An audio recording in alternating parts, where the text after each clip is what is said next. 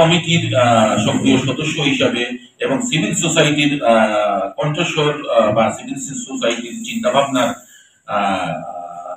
জায়গাটা তুলে ধরে মন্ত্রণালয়ে। তো আমরা আশা করি এই আগামী বাজেটকে সামনে নিয়ে গত বছরের বাজেটের উপর ভিত্তি করে এইবার যে একটা প্রেজেন্টেশন এখানে আমাদের রিসোর্স পারসন হিসেবে আজকের অনুষ্ঠানে যিনি বিশেষ অতিথি হিসেবে আছেন আব্দুল ভাই,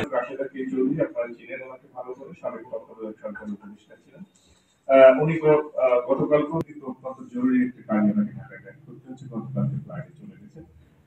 আপনাদের পক্ষ থেকে চালান সেটি হচ্ছে যে একটা জাফর ভাই সূত্রপাত করেছেন যে এডুকেশন বাজেটের উপর একটি মত বিনিময়।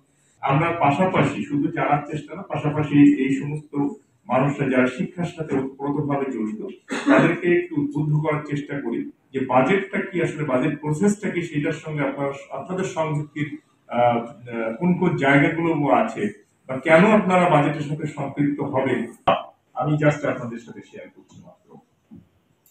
যে ট্যাক্স থেকে সরকার আয় করেছে গত বছর, সেটি হচ্ছে সরকার থেকে দিয়ে থাকে, সেটা আমরা কিভাবে চাই, কিভাবে দেখতে চাই।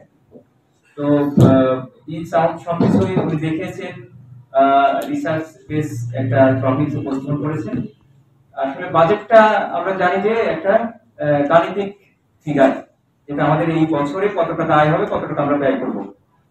তো আমরা যদি ফ্যামিলি বাজেটের কথা চিন্তা করি, রাষ্ট্রীয় বাজেট ঠিক ফ্যামিলি বাজেটের আসলে বাইরে নেয়, এটা একটা ম্যাক্রো লেভেল আর একটা হচ্ছে মাইক্রো লেভেল। আমরা ফ্যামিলিতে খুব ক্ষুদ্র আকারে করে থাকি ইউনিট হিসাবে, আর ওইটাই রাষ্ট্রটা করে বড় আকারে।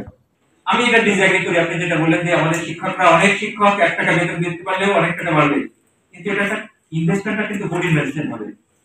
আপনি পুকুর খরচ করতেছেন, পুরানো পুকুর, তারপরে ইম্প্যাক্ট আছে। অনেক জলাশয় খনন করে, তার কিন্তু ইম্প্যাক্ট নাই। এবছর খনন করছেন, পরের বছর এটা বন্ধ হয়ে যাচ্ছে।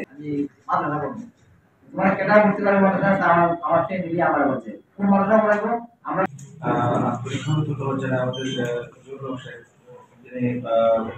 প্রায় কয়েকদিন ধরেই জেলা প্রশাসনের সাথে যোগাযোগ রেখেছেন, জেলা প্রশাসনের সহযোগিতা চেয়েছেন। অমিত চক্রবর্তী, গণস্বাক্ষরতা অভিযানের কার্যক্রম ব্যবস্থাপক আব্দুর রউফ, সহ প্রশাসনিক কর্মকর্তাবৃন্দ, সামনে উপবিষ্ট বিভিন্ন প্রতিষ্ঠান